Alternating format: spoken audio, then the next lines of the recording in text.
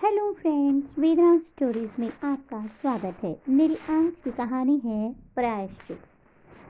कुछ साल पुरानी बात है। एक गांव में एक किसान के दो बेटे थे। वे दोनों भाई एक दूसरे को बहुत प्यार करते थे।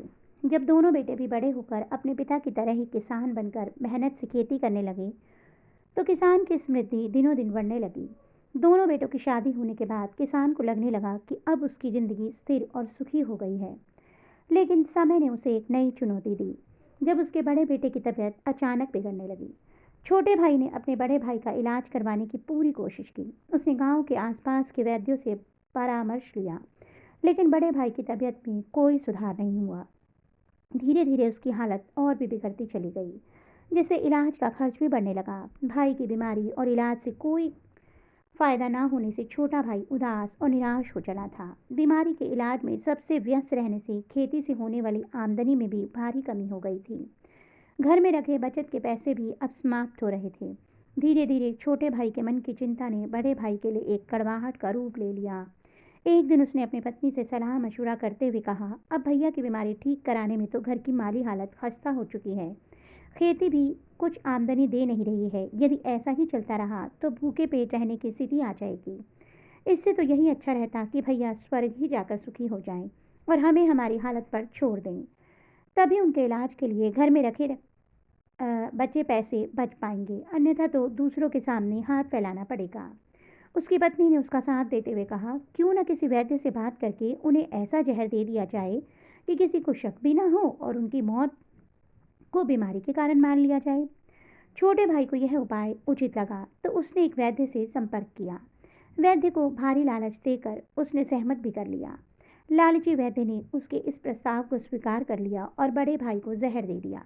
कुछ ही दिनों में उसकी मृत्यु हो गई। छोटे भाई और उसकी पत्नी ने अंदर ही अंदर खुश होते हुए राहत की सांस ली, यह सोचते हुए कि अब रास्ते का कांटा निकल गया है और सारी संपत्ति उनकी हो गई है।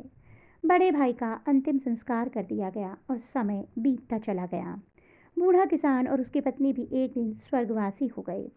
कुछ समय के बाद छोटे भाई की पत्नी ने एक बेटे को जन्म दिया। परिवार में खुशी की लहर दौड़ गई। बड़े लाड़ प्यार से बच्चे की परवरिश की जाने लगी। समय के साथ वह लड़का जवान हो गया और उसकी शादी भी धूमधाम से कर दी गई। लेकिन खुशी के ये दिन अधिक समय तक नहीं टिक सके। शादी के कुछ समय बाद ही बेटे की तबीयत अचानक बिगड़ने लगी। उसके माता पिता ने उसके इलाज के लिए हर संभव कोशिश की। कई वैद्यों से परामर्श लिया। जो भी पैसा मांगा जाता वे देने को तैयार रहते थे। अपने बेटे की जान बचाने के लिए उन्होंने इलाज के खर्चे हेतु अपनी आधी संपत्ति तक बेच दी। लेकिन उसका स्वास्थ्य लगातार बिगड़ता गया। सभी वैद्य हाथ खड़ा कर चुके थे। शरीर इतना कमजोर हो चुका था कि उसकी हालत देखकर दिल दहल उठता था। एक दिन मृत्यु शैया पर पड़े पुत्र को उसका पिता अत्यंत दुख और व्यवस्था से भरा हुआ देख रहा था कि बीमार पुत्र ने अचानक अपने पिता से कहा, छोटे भाई, अपना हिसाब तो पूरा हो गया, अब बस कफन और लकड़ी के इंतजाम का हिसाब बाकी है, उसकी भी तैयारी कर लो।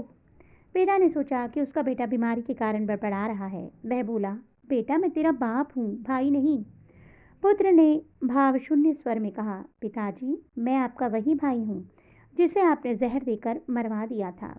जिस संपत्ति के लिए आपने मुझे मारा वही अब मेरे इलाज में आधी बिक चुकी है। हमारा हिसाब बराबर हो गया है। यह सुनकर पिता का दिल टूट गया। वह फूट फूट कर रोने लगा और बोला, मेरे तो कुल का ही सर्वनाश हो गया। जो मैंने किया वह सब तो मेरे सामने आ गया, पर तेरी पत्नी का क्या दोष है जिसके लिए उस बेचारी को सती बनाकर जिंदा जलाया जाएगा। पुत्र ने निर्विकार भाव से अपने पिता को देखा और कहा, अच्छा, वह वैद्य कहाँ है जिसने मुझे जहर खिलाया था। पिता ने उत्तर दिया, तुम्हारी मृत्यु के 2 साल बाद वह भी मर गया था। पुत्र ने फीकी हंसी हंसते हुए कहा, वही दुष्ट वैद्य आज मेरी पत्नी के रूप में है। मेरे मरने पर उसे भी जिंदा जलाया जाएगा। यह कहकर पुत्र चुप हो गया। उसकी देह निश्चेष्ट हो गई। उसके माता पिता और उसकी पत्नी के रुदन स्वर आकाश का सीना चीर रहे थे। सभी के प्रायश्चित का समय प्रारंभ हो गया था। तो दोस्तों, आपको मेरी ये कहानी कैसी लगी कमेंट बॉक्स में अवश्य बताइएगा।